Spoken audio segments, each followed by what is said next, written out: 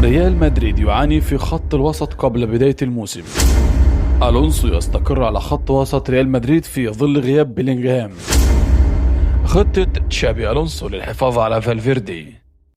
سجل إصابات كامافينجا مع ريال مدريد رقم ضخم، وتشابي ألونسو يقترب من حسم هذا الأمر. متى كانت آخر مرة افتتح فيها ريال مدريد موسم الليغا على أرضه؟ كارفاخال يستعد لمعركة التنافس مع أرنولد. هل كان ريال مدريد محقا في عدم منح غونزالو غارسيا رقم 9؟ الطريقة الوحيدة أمام تشابي ألونسو لحل معضلة فينيسيوس ومبابي. كل هذه الأخبار هنعرفها بالتفصيل، ولكن في البداية لا تنسوا الصلاة على الحبيب. اللهم صل وسلم وبارك على نبينا محمد وآله وصحبه وسلم. ما تنسوش تعملوا لايك لهذا الفيديو، اشتركوا في قناتي وفعلوا جرس الإشعارات، ويلا بينا سريعا مع أول الأخبار. ريال مدريد يعاني في خط الوسط قبل بداية الموسم. ذكرت صحيفة ماركا أن ريال مدريد بقيادة ألونسو يواجه ضربة قوية في خط الوسط قبل انطلاق الموسم الجديد، حيث سيخوض الفريق مباراته المرتقبة هذا الثلاثاء في النمسا، وهو يعاني من غياب عناصر أساسية، ويأتي ذلك بعد غياب كل من وجود بيلينغهام وإدواردو كامافينجا، بالإضافة إلى رحيل لوكا مودريتش، ما يجعل خط الوسط هو أضعف نقطة في الفريق حاليا رغم وجود بعض الوجوه الجديدة.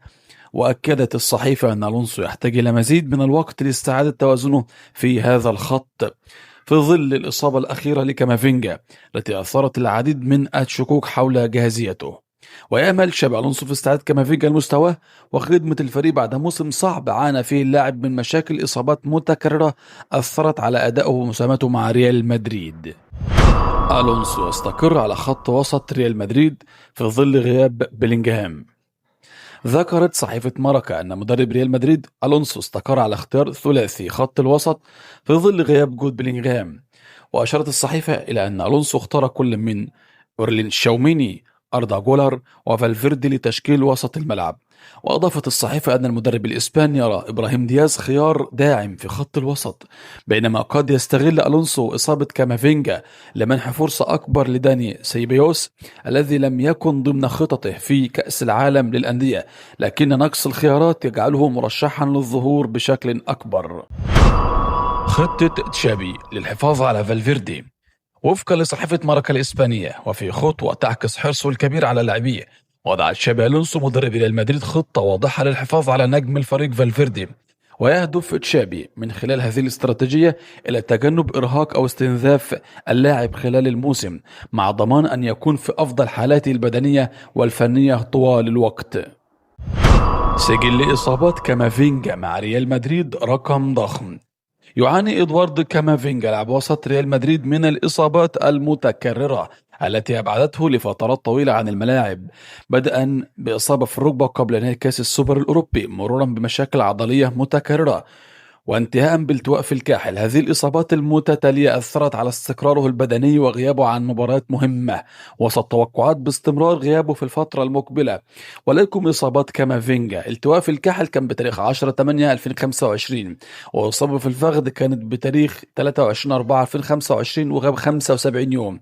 إصابة أخرى في الفخذ كانت بتاريخ 16/1/25 وغاب فيها 22 يوم، غير إصابة عضلية بتاريخ 27/11/2024 وغاب 17 يوم، وإصابة في الركبة بتاريخ 13/8/2024 وغاب 45 يوم.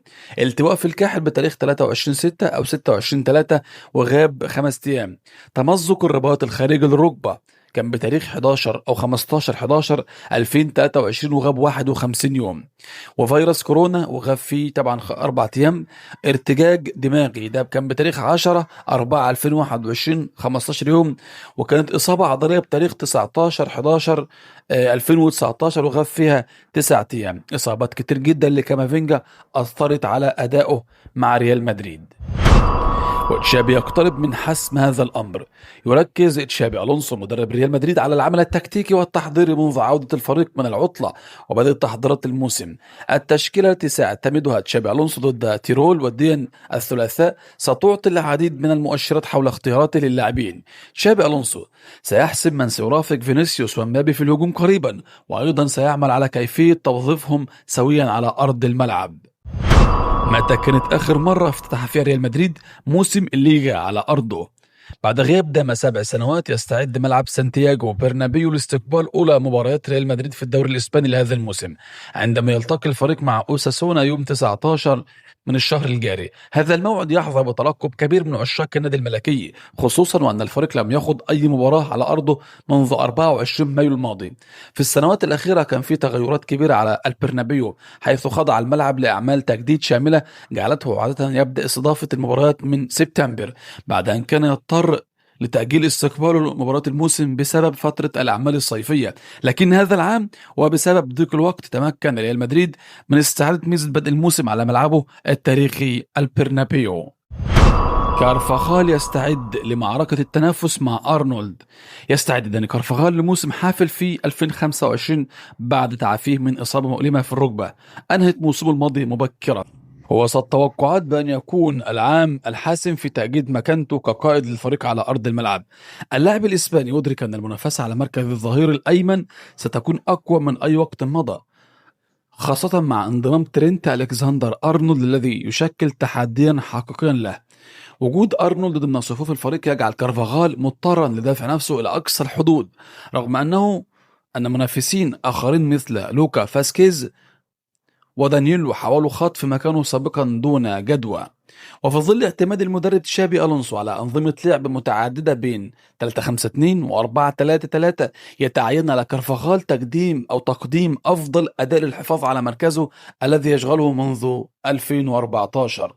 المعركة على مركز الظهير الأيمن ستتطلب منه العمل الجاد والتركيز ليظل من أبرز أعمدة ريال مدريد في الموسم القادم. هل كان الريال محقا في عدم منح غونزالو غارسيا الرقم 9؟ أوضح الصحفي استبيان بورتيرو موقفه من عدم منح ريال مدريد نجمه غونزالو غارسيا القميص رقم 9 هذا الموسم. استبيان قال في تصريحات له عبر إذاعة أوندا ثيرو: عادة ما تأتي ثقة اللاعبين الشباب مع تحقيق النتائج الإيجابية. أنا معجب بغونزالو وأعتبره حتى أفضل من إندريك، ولكنه لاعب غير معروف بعد. هي إشارة منه لأن قرار الريال له علاقة بالجوانب التسويقية وليس الرياضية. وأخيرا بقى الطريقة الوحيدة أمام ألونسو لحل معضلة فينيسيوس ومبابي. أوضح الصحفي خافير هيرارس: الطريقة الوحيدة أمام تشابي ألونسو من أجل حل معضلة عدم الانسجام ما بين النجمين فينيسيوس جونيور وكيليان مبابي.